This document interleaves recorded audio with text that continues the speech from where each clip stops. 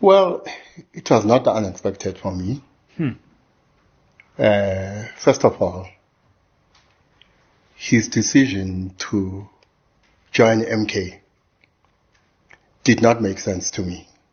It made no political sense to me. The decision by MK to bring him in made no political sense to me. But sometimes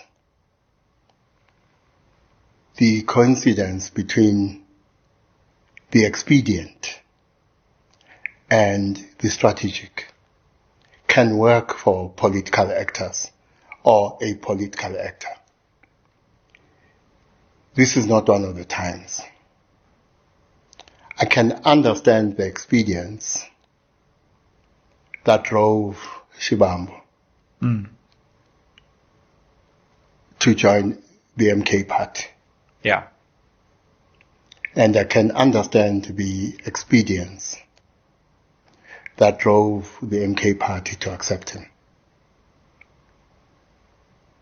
Both make sense at a tactical level, but don't make sense at a strategic level.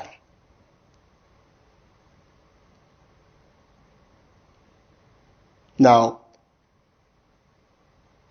of course, if you look at Floyd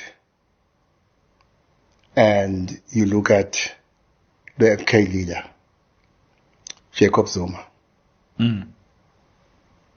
the question of intersubjective realities is not unimportant. The question, therefore, of their subjective strengths and subjective weaknesses as political actors in relation to objective reality is not unimportant. But it is precisely the confluence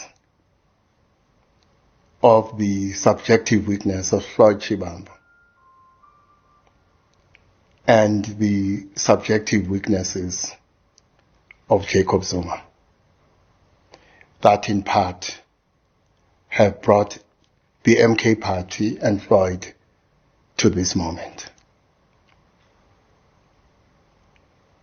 But another thing that is important when it comes to the intersubjective reality regarding the two political actors is the gap between self-perception and how you are perceived by others.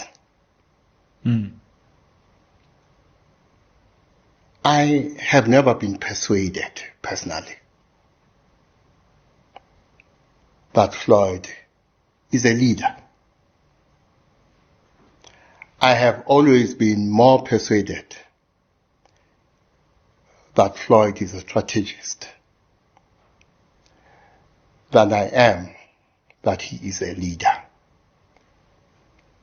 If you don't mind, I will do some name dropping, because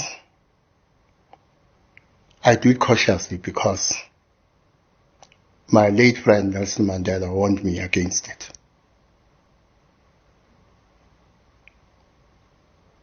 And I was very close to Udada, Walter Sisulu, and Uma Sisulu. One day I found myself in the middle of a twist in a political formation. And I went to Datu Sisulu for advice. He listened to my story and he said, "You are right." And I was ecstatic. Here is this Sitwalandwe saying I am right. my celebrations did not last long. And then he said, but if you are right, but you cannot take people with you, you might as well be wrong. It is not enough to be right. In other words, it is not enough to cultivate the political skill and content that makes you right. You must also cultivate the political skill to take people with you. Because the power of an idea does not lie in the fact that you are right. It lies more in the fact that people agree with you because you took them with you. My own sense of Floyd Shivambu, fairly or unfairly, rightly or wrongly, is that yes, he does have a strategic mind. So as a political strategist, he's highly gifted. That I have no doubt with or about. Being a leader entails in part the ability to take people with you. Another thing that Sisulu said to me was, there are times when, convinced as you are that you are right, you must step aside and wait for the moment when others will believe you are right. So here I'm saying two things. An effective leader in this context recognizes the importance of taking people with him or her. But when sharp contradictions emerge, there are times when you must have the patience to step aside and wait for the moment when the organization will come back to that argument, will revisit that argument.